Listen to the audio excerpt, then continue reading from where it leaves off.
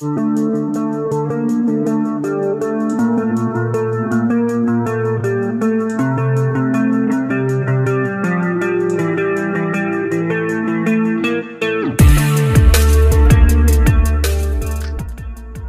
bosnya datang, pria botak menghampirinya dan melaporkan kejadian sebelumnya dan perlakuan buruk yang sudah ia dapatkan dari Cui. Setelah melaporkan ini, pria botak lalu menunjuk Cui dan meminta bosnya untuk membalaskan dendamnya kepada Cui. Mendapat laporan, Jiang Jian kemudian melepas kacamatanya dan ia menatap Cui. Satpam sekolah yang melihat situasi seperti ini, ia jadi khawatir dan menyarankan Cui untuk segera minta maaf dan melupakan masalah ini. Namun, Cui menghiraukan saran tersebut dan ia memperkenalkan dirinya kepada Jiang Jian. Ia adalah Cui, orang yang telah memukul anak buah Jiang Jian.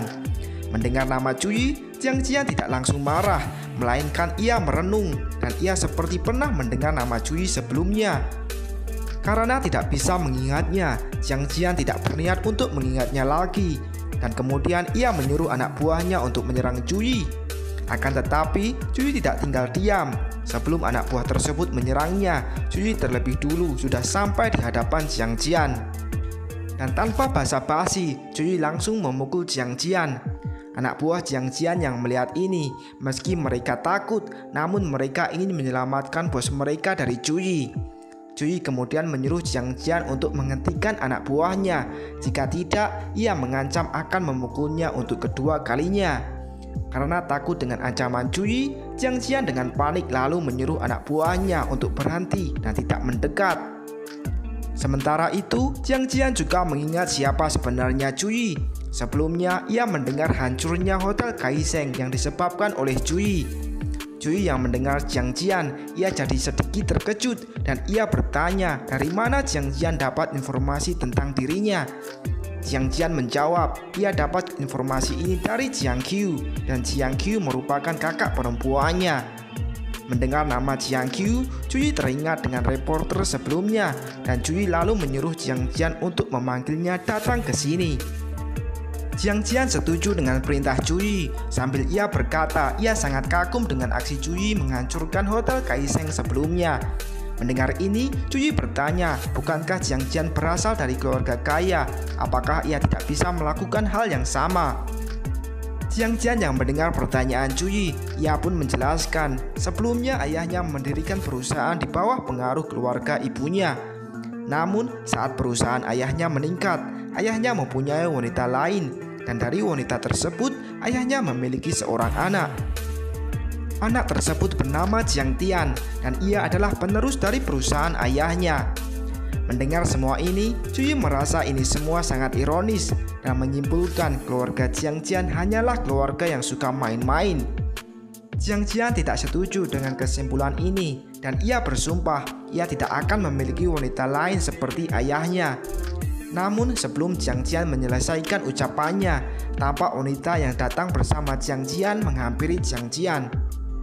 Melihat situasi semacam ini, raut wajah Cui menjadi masam dan ia tidak tahu apa yang harus ia katakan untuk Jiang Jian. Dan beberapa saat kemudian, Jiang Qiu pun akhirnya datang. Cui yang melihat Jiang Qiu datang, ia lalu menyambut Jiang Qiu dan keduanya tampak saling berjabat tangan. Cui dan lainnya kemudian duduk bersama dan terlihat beberapa bodyguard berdiri di sekeliling area. Setelah semuanya duduk, Cui yang tengah makan sate tiba-tiba menyuruh kepada Jiang Qiu untuk segera melepaskan topeng yang ia pakai. Mendengar Cui, Jiang Qiu tampak gugup, berpikir mungkinkah Cui mengetahui sesuatu. Sedangkan Jiang Jian yang mendengar Cui, ia tampak bingung. Melihat kegugupan di wajah Jiang Qiu, Cui lalu berkata untuk tidak perlu gugup. Karena penasaran, akhirnya Jiang Qiu memberanikan diri bertanya, apa maksud Cui mengatakan hal tersebut. Cui pun menjawab, maksudnya ia tidak keberatan membantu Jiang Qiu mengambil alih perusahaan ayahnya. Jiang Jian yang mendengar maksud dari Cui, ia jadi terkejut dan bertanya, apakah Cui serius dengan apa yang ia ucapkan. Tentu saja Cui serius dan ia juga mengungkapkan alasan Jiang Qiu dan Jiang Jian tidak berani untuk mengambil alih perusahaan ayah mereka. Pertama, keduanya takut kepada Jiang Tian, memegang kekuasaan dari perusahaan ayahnya. Kedua, Jiang Qiu dan Jiang Jian hanya memiliki satu kesempatan untuk mengambil alih perusahaan ayah mereka. Mendengar ini, Jiang Jian jadi penasaran dan bertanya kenapa Juyi mau membantu dirinya dan kakaknya. Juyi menjawab, menurutnya Jiang Qiu dan Jiang Jian merupakan mitra terbaik untuk bekerja sama dibandingkan dengan Jiang Tian. Untuk itu, ketika keduanya sudah mengambil alih perusahaan, keduanya dapat membantu Juyi bila diperlukan. Jiang Jian yang mendengar semua ini, ia kemudian menoleh ke Jiang Qiu dan ia meminta pendapatnya atas tawaran Juyi. Jiang Qiu sendiri, ia lalu bertanya ke Juyi, dari mana sumber kepercayaan diri Juyi mampu mengatakan hal ini. Mendengar keraguan, Juyi mengeluarkan ponselnya dan menyuruh Jiang Qiu untuk melihat daftar kontak nomor di ponselnya. Dari ponsel, Jiang Qiu melihat Fan Hong dan lainnya. Mengetahui ini, Jiang Jian bertanya apakah ini adalah sumber kepercayaan diri dari Juyi. Juyi menjawab, tentu saja tidak, dan sambil menunjuk dirinya, ia mengatakan sumber kepercayaan dirinya adalah dirinya sendiri. Jiang Jian yang mendengar Juyi, ia tidak percaya. Baginya, Juyi hanyalah guru biasa. Jadi bagaimana mungkin ia punya koneksi dengan orang-orang hebat ini? Melihat keraguan Jiang Jian, Juyi lalu menjentikkan jarinya ke meja, dan tiba-tiba meja tersebut hancur. Jiang Jian tampak terkejut melihat ini, dan ia juga tampak bingung melihat botol minuman masih bisa melayang. Menyadari ini, Jiang Jian bertanya ke Juyi, apakah Juyi adalah ahli bela diri? Jiang Qiu yang juga melihat kekuatan Juyi, ia menjadi yakin dan akhirnya bersedia bekerja sama dengan Juyi. Karena merasa semuanya sudah selesai, Juyi lalu berdiri dan ia berniat untuk pergi. Melihat Juyi ingin pergi, Jiang Qiu bertanya ke Juyi, Juyi memiliki kekuatan hebat, jadi kenapa ia masih berada di kota kecil seperti Jiujiang? Juyi tidak menjawab pasti, namun ia berkata bahwa tujuannya berada di kota Jiujiang berbeda dengan tujuan Jiang Qiu. Sedangkan Jiang Jian yang melihat Juyi pergi, ia berlari ke arah Juyi dan ia ingin Juyi mengajarinya bela diri. Namun tentu saja Juyi menolak permintaan Jiang Jian. Di sisi lain, Jiang Qiu merasa beruntung bisa bekerja sama dengan Juyi dan ia pasti akan bisa mengambil alih perusahaan ayahnya dari Jiang Tian. Adegan kemudian berganti. Keesokan harinya, saat ini di kantor kepala sekolah, tampak Qinran sedang membaca laporan. Qinran lalu berkata, nilai ujian kelas Juyi meningkat pesat dan nilai rata-rata mereka melebihi nilai ujian di kelas Wan Qiaolin. Mendapat laporan ini artinya Juyi memenangkan pertaruhan dengan Wan Qiaolin dan Juyi juga mengingatkan Wan Qiaolin akan taruhan sebelumnya. Setelah mengatakan ini, Juyi pun pergi dan ia akan menyerahkan sisanya kepada Qinran untuk memecat Wan Qiaolin. Di tengah langkahnya, Juyi membayangkan semua muridnya telah bekerja keras untuk ujian kali ini. Dan sesampainya di kelas, Juyi melihat semua muridnya tampak lesu dan ia memiliki semacam ide. Jadi, Juyi lalu berdiri di depan kelas dan ia mengumumkan akan mengadakan liburan untuk semua muridnya. Semua murid yang mendengar Juyi, semuanya jadi bersemangat dan hal ini sangat berbeda dari yang sebelumnya. Melihat tingkah para muridnya, Juyi seakan merasa tertipu dan sadar bahwa muridnya sebelumnya hanya pura-pura tampak lesu. Kemudian adegan berganti dan keesokan harinya, liburan yang dijanjikan pun tiba. Salah satu murid Juyi yang bernama Ma Qin, ia membawa pacarnya yang bernama Lin Ke. Lin Ke lalu membungkukkan badannya dan memberi hormat kepada Juyi. Juyi sendiri, ia hanya tersenyum. Juyi lalu melihat ke salah satu arah karena ia melihat ada murid lainnya yang juga membawa pacarnya. Nama murid Juyi yang satu ini bernama Ma Luming dan ia membawa pacarnya yang bernama Yo Qianqian. Melihat Yo Qianqian, Juyi teringat kehidupan sebelumnya. Ia ingat pada akhirnya Yo Qianqian akan pergi meninggalkan Ma Luming. Yo Qianqian sendiri tidak tahu apa yang sedang dipikirkan Juyi. Dan saat ini ia tampak menyapa Juyi. Cui yang melihat semua muridnya sudah berkumpul, Cui lalu menyuruh semuanya untuk segera naik bus. Dan setelah beberapa waktu, akhirnya bus telah sampai di tempat tujuan. Dan di tempat tujuan ini, Cui tampak terkagum karena ia melihat banyak sekali mobil mewah yang terparkir.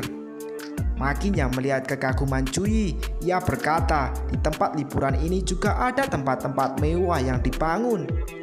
Namun di tengah kekaguman, tiba-tiba Cui terkejut dan ia menoleh ke belakang karena ia mendengar suara orang bertengkar.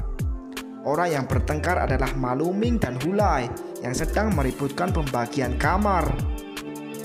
Ma Luming tidak terima dan merasa diremehkan karena ia diberikan kamar kelas 2. Hulai sendiri menjelaskan ia melakukan ini karena kamar kelas 1-nya sudah habis dan tidak ada hal lain yang bisa ia lakukan. Mendengar ini, Ma Luming dengan marah menunjuk Hulai dan kemudian ia mengajak Yo Qian untuk pergi. Cui lalu muncul dari belakang Hulai dan menepuk pundak Hulai, bertanya, bukankah ini terlalu berlebihan melakukan hal ini? Hulai pun menyangkal, ia biasanya memperlakukan Ma Luming dengan baik, namun Ma Luming sendiri punya kepribadian yang buruk. Mendengar ini, Chen Zhuyang juga setuju dengan apa yang dikatakan Hulai. Setelah mendengar penjelasan dari para muridnya, Cui lalu melihat ke arah Ma Luming pergi. Sebagai guru, ia tidak bisa membiarkan hal ini. Namun saat ini tiba-tiba ada suara seseorang datang dari arah belakang Hulai. Hulai melihat orang yang datang adalah Jiang Hao dari grup Dajiang di kota Jinlin, yang juga rival dari perusahaan ayahnya. Cui yang mendengar nama grup Dajiang, ia bergumam dan ia seperti pernah mendengar nama ini sebelumnya. Dan saat ini Jiang Hao menepuk pundak Hulai dan meminta Hulai untuk mentraktirnya makan karena sebagai teman lama, keduanya sudah lama tidak bertemu. Hulai tidak peduli dengan permintaan Jiang Hao dan ia hanya mengayunkan tangannya dan menyingkirkan tangan Jiang Hao dari pundaknya. Namun entah kenapa saat Hulai menyingkirkan tangan Jiang Hao, tiba-tiba Jiang Hao terjatuh. Hulai yang melihat ini, ia menjadi panik, apalagi saat ia melihat ada busa yang keluar dari mulut Jiang Hao. Dan pada saat ini juga ada seorang pria parubaya yang juga mengenal Jiang Hao. Ia tampak panik dan menanyakan apa yang terjadi. Melihat Jiang Hao tidak sadarkan diri, pria parubaya tersebut lalu menyuruh seseorang untuk segera memanggil dokter. Cui yang juga melihat hal ini, ia melangkah ke depan dan menawarkan diri untuk memeriksa kondisi Jiang Hao. Cui lalu memegang urat nadi di tangan Jiang Hao dan ia mengetahui Jiang Hao mengalami gagal jantung dan jika tidak segera diobati akan pergi selamanya dalam 5 menit. Mendengar hanya ada 5 menit, semua orang tampak panik dan menganggap Jiang Hao tidak akan bisa tertolong. Namun Cui kemudian menyuruh semua orang untuk tetap tenang dan ia sendiri tidak menganggap hal ini sebagai masalah besar. Mendengar perkataan Cui, pria parubaya bertanya ke Cui, "Cui ini dokter dari mana? Kenapa bisa tahu penyakit ini dengan cepat?" Cui pun berkata kepada pria parubaya, "Ia bukanlah dokter." Mendengar ini, sontak pria parubaya menjadi terkejut. Cui lalu memberitahu identitas aslinya. Ia hanyalah seorang guru SMA biasa. Setelah mengetahui siapa sebenarnya Cui, pria parubaya pun akhirnya menjadi lebih terkejut. Dan ia kemudian menyuruh Cui untuk tidak mendiagnosis Jiang Hao lagi dan menyarankan untuk menunggu dokter yang asli datang. Cui menolak tawaran ini dan menyuruh Hulai dan Makin untuk menahan pria parubaya dan ia sendiri akan segera mengobati Jiang Hao. Pria parubaya tidak terima dan ia menjadi histeris dan mengatakan Cui tidak akan bisa mengobati Jiang Hao. Dan saat ini kondisi Jiang Hao pun tampak semakin memburuk. Cui tidak tinggal diam melihat ini dan ia lalu mengeluarkan kertas jimat atau fulu yang sudah ia beri mantra sebelumnya. Dan kemudian Cui meletakkan fulu tersebut ke dada Jiang Hao dan aura dari fulu tersebut masuk ke tubuh Jiang Hao. Terlihat kondisi Jiang Hao yang awalnya memburuk, namun saat ini perlahan kondisinya semakin membaik. Pria parubaya dan murid Cui yang melihat ini, mereka tampak terkejut. Terutama pria parubaya, ia tidak menyangka teknik milik Cui berhasil. Dan beberapa saat kemudian, orang tua Jiang Hao pun akhirnya datang dengan membawa seorang dokter yang bernama Dr. Wu. Dr. Wu lalu melihat ke arah Cui yang saat ini ia menggunakan kertas flu untuk mengobati Jiang Hao. Mengetahui ini, Dr. Wu menjadi marah dan menyuruh Cui untuk segera menyingkirkan flu tersebut dari dada Jiang Hao. Cui yang mendengar perintah Dr. Wu, ia hanya mengatakan jika ia menyingkirkan flu tersebut, maka Jiang Hao tidak akan selamat. Namun, ibu Jiang Hao yang bernama Gu Yingrong lebih mempercayai Dr. Wu daripada Cui, dan ia juga menyuruh Cui untuk segera menyingkirkan flu tersebut. Cui kali ini tidak peduli lagi baik flu tersebut disingkirkan atau tidak, dan ia kemudian pergi bersama dengan muridnya. Dan saat ini, Gu Yingrong tanpa ragu-ragu, ia langsung menyingkirkan kertas flu tersebut dari dada Jiang Hao. Namun, saat kertas flu tersebut disingkirkan, tiba-tiba kondisi Jiang Hao terlihat kembali memburuk. Menyadari ini, Gu Yingrong menjadi panik dan ia segera meminta pertolongan dari Dr. Wu. Dr. Wu mengatakan untuk tidak perlu khawatir dan ia lalu memasukkan sebuah pil ke dalam mulut Jiang Hao. Meski Gu Yingrong mendapat jaminan dari Dr. Wu, ia masih tampak khawatir dengan kondisi anaknya. Namun sesaat kemudian hal tak terduga pun terjadi. Tiba-tiba Jiang Hao mengeluarkan cairan dari mulutnya dan cairan tersebut mengenai wajah Dr. Wu. Dr. Wu pun menjadi panik dan ia tidak menyangka pil yang ia berikan tidak berhasil menyembuhkan Jiang Hao. Sedangkan orang tua Jiang Hao, keduanya menjadi lebih cemas dan khawatir melihat kondisi Jiang Hao. Ayah Jiang Hao yang bernama Jiang Kun, ia lalu meraih kerah baju Dr. Wu dan dengan marah bertanya kepada Dr. Wu kenapa kondisi anaknya semakin memburuk. Di sisi lain, Gu Yingrong saat ini sadar akan pentingnya flu dari Cui dan ia lalu melihat ke sekeliling mencari flu yang telah ia singkirkan sebelumnya. Setelah mencari beberapa saat, akhirnya Gu Yingrong pun menemukan flu tersebut. Dan tanpa basa-basi, Gu Yingrong kemudian langsung menempelkan flu tersebut ke dada Jiang Hao. Namun bukannya membaik, melainkan kondisi Jiang Hao malah semakin memburuk dan ia terus-menerus mengeluarkan cairan dari mulutnya. Sementara itu, saat ini di sebuah toko es krim, Cui dan para muridnya, mereka terlihat sedang berjalan sambil memakan es krim di mulutnya. Dan Hulai sendiri, ia masih tampak khawatir dengan Jiang Hao dan bertanya apa yang akan terjadi pada Jiang Hao jika kertas flu disingkirkan. Cui pun menjawab, pastinya Jiang Hao tidak akan selamat. Mendengar jawaban Cui, Hulai menjadi panik dan ia merasa Cui tidak terlalu peduli dengan nyawa seseorang. Mendengar ini, Cui hanya mengusap kepala Hulai dan menasihati di dunia ini seberapa hebat dirinya, ada sesuatu yang tidak bisa ia tangani semuanya. Namun ketika Cui sedang menasihati Hulai, tiba-tiba terdengar suara seseorang yang memanggil Cui dari belakangnya. Orang ini adalah Jiang Kun yang tampak kelelahan mencari Cui. Cui sendiri, ia menebak Jiang Kun mencarinya karena urusan flu yang sebelumnya. Jiang Kun pun tidak menyangkalnya dan ia meminta Cui agar mau menyelamatkan anaknya sekali lagi. Cui tidak menanggapi serius dan ia hanya menyuruh Jiang Kun untuk kembali dan berkata mungkin anaknya akan bangun dalam beberapa menit. Mendengar ucapan Cui, Jiang Kun menjadi senang dan menanyakan kembali apakah yang dikatakan Cui benar. Cui tidak menyangkal dan berkata ketika Jiang Hao terbangun, Cui menyarankan Jiang Kun untuk mengucapkan selamat tinggal kepada Jiang Hao. Menyadari maksud ucapan Cui, Jiang Kun pun bersujud di hadapan Cui dan ia meminta maaf atas kejadian sebelumnya dan meminta Cui agar mau menyelamatkan anaknya. Jiang Kun tidak punya pilihan lain. Baginya, Jiang Hao adalah anak satu-satunya yang ia miliki dan ia sangat menyayangi anaknya tersebut. Melihat hal ini, Hulai tampak kasihan dan di benaknya Jiang Hao sendiri sebenarnya bukanlah orang yang buruk. Sedangkan Wang Ling dan Liang Xi'er saat keduanya melihat hal ini, keduanya juga tampak kasihan dan tersentuh dengan aksi Jiang Kun. Karena tidak kuat melihat semua ini, Liang Xi'er lalu membantu Jiang Kun berdiri dan mengatakan bahwa Cui bersedia untuk membantunya.